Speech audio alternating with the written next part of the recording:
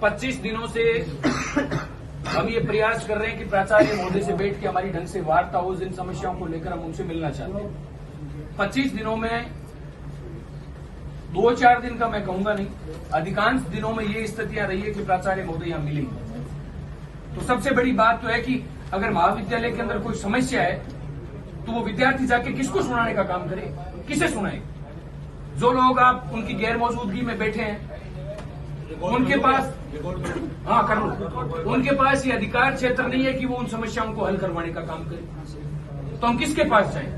सबसे बड़ी समस्या है कक्षाओं का संचालन। एक काम अभी आप तत्काल प्रभाव से करें, उसके बाद बाकी बिंदुओं पे हम चर्चा करेंगे। पहले तो तीनों गेट बंद करवाएं तत्काल प्रभाव से, तीनों गेट अभी तीनों गेट बंद करवा के आप ये भी तुरंत निरीक्षण करें कितने लोग हैं जो हाजिर लगाकर महाविद्यालय के अंदर है, कितने लोग घर चले गए। जो लोग यहाँ उपस्थित नहीं है, हाजिर लगा के घर चले गए, उनके खिलाफ सबसे पहले तो नोटिस जारी किए जाए। मैं तो कहता हूं उनको सस्पेंड करो आप। नोटिस क्या है? जो 2-2 लाख रुपए की सैलरी लेने का काम कर रहे हैं, बच्चे सैकड़ों किलोमीटर से किराया लगा के इसलिए आ रहे हैं कि कक्षाएं ले, और यहाँ पे हाजिरी लगा के घर चले जा रहे हैं, तो उनको नौकरी करनी नहीं है, उनकी मनसा ही नहीं है, आराम के खाने की आदत पड़ गई, तो उन लोगों को नौकरी करने का अधिकार नहीं है सर। बाकी बिंदुओं पे चर्चा बाद में करेंगे।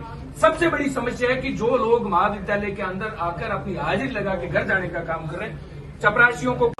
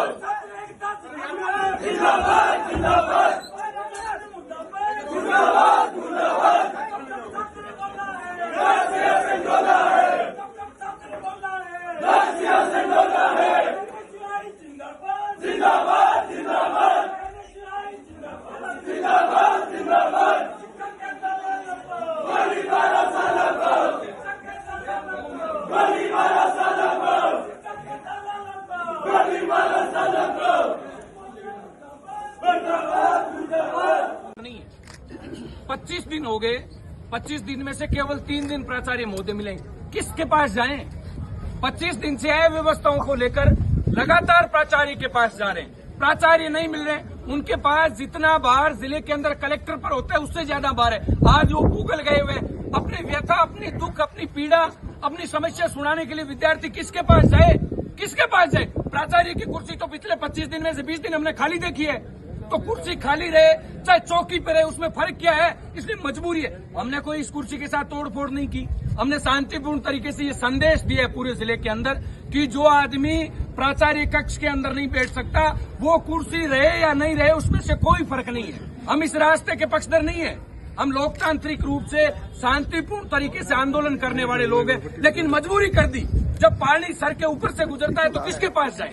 इसलिए मजबूरी ये रास्ता अपनाना पड़ा है। ये बच्चे खड़े हैं, अधिकांश लोग नियमित विद्यार्थी हैं, किराया लगा कर आ रहे हैं, कक्षाएं नहीं चल रही, कहां जाए? इसलिए मजबूरन।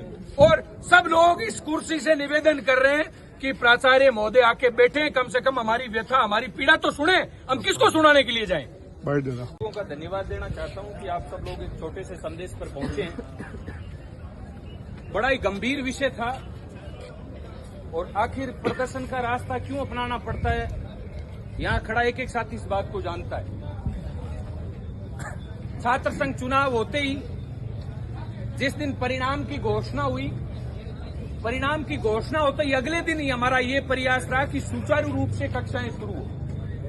आज पिछले 25 दिनों से लगातार प्राचार्य महोदय से संपर्क कर रहे हैं कि कक्षाओं का पूर्ण रूप से संचालन हो। शहर से, गांव से बच्चे किराए लगा कर महाविद्यालय इसलिए पहुंच रहे हैं कि वो नियमित रूप से कक्षाएं ले सके। लेकिन पिछले 25 दिनों के अंदर महाविद्यालय प्रशासन की विद्यार्थियों के प्रति उदासीनता के चलते क्या स्थितियां रही, यहाँ खड़ा एक साथी जानता है। आप में से अधिकांश लोग महाविद्यालय के नियमित विद्यार्थी है। हमने जिन मुद्दों को लेकर चुनाव लड़ा, हमारी ये प्राथमिकता थी कि वो मुद्दे तमाम हल करवाने का हम लोग प्रयास करें।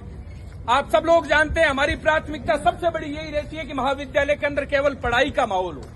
पढ़ाई के अलावा अन्य जो गतिविधियां होती है वो पूर्ण रूप से गतिविधियां महाविद्यालय के अंदर बंद हो। खास तौर से लड़कों के साथ लड़कियां 50-50 किलोमीटर दूर से बसों में बैठ महाविद्यालय इसलिए आती है कि कक्षाएं लगे, और कक्षाएं लेने के लिए उन लड़कियों को अगर